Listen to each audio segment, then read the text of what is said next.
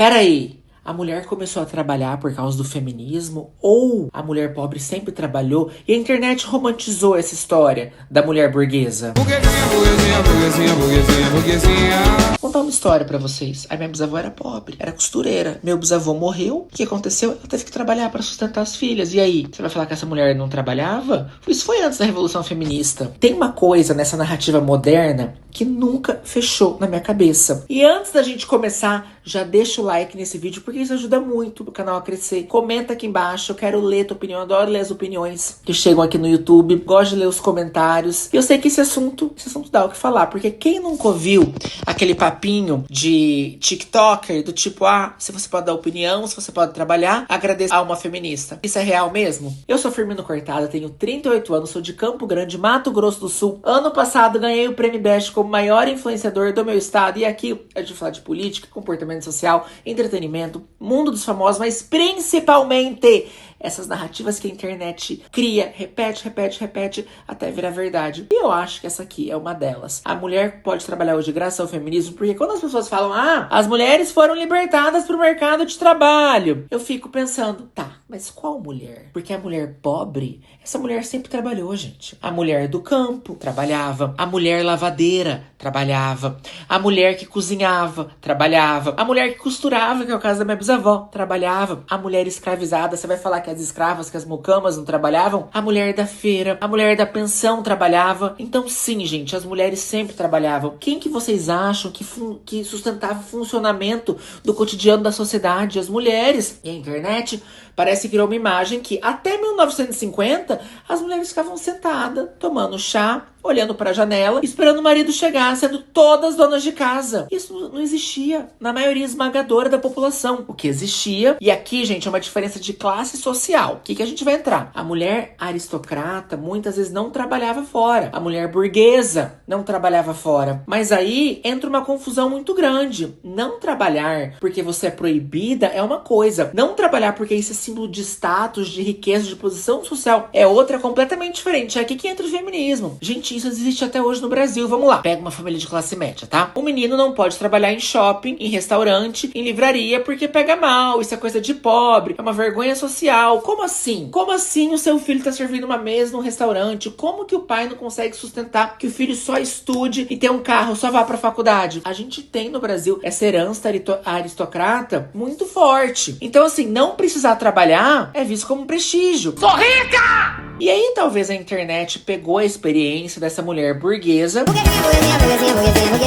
transformou numa experiência universal feminina. Como se todas as mulheres não trabalhassem, o feminismo conquistou aquilo. Só que a mulher pobre, ela nunca teve esse privilégio histórico de não trabalhar. E outra coisa que eu acho muito curioso, o trabalho hoje ele é romantizado como uma libertação absoluta. Mas historicamente, o trabalho pesado nunca foi glamorizado. Nem pro homem, nem pra mulher, gente. Pergunta pra uma lavadeira de 1890 se ela se sentia emancipada porque ela pode lavar roupa. Pergunta pra essa mulher que trabalhava 16 horas por dia numa fábrica na Revolução Industrial se ela acha o máximo, se ela tá amando tá ali, se ela tá se sentindo plena na sua libertação, nas suas escolhas, no seu livre-arbítrio. Porque daí tem outro ponto importante. A Revolução Industrial não colocou a mulher no trabalho, ela colocou a mulher dentro da fábrica. Esta mulher pobre já estava trabalhando. A mulher, já trabalhava antes, só que mudou o tipo de trabalho. Muitas vezes mudou pra pior. 16 horas por dia, salário menor, exploração, sem direito, licença maternidade, sem segurança. Então, talvez as mulheres não estivessem lutando pelo direito a trabalhar, porque elas já trabalhavam. Talvez elas estivessem falando de dignidade dentro do trabalho. Aí a gente pode conversar. Isso são coisas completamente diferentes. Inclusive, quando você olha pra literatura, pra ciência, pra história,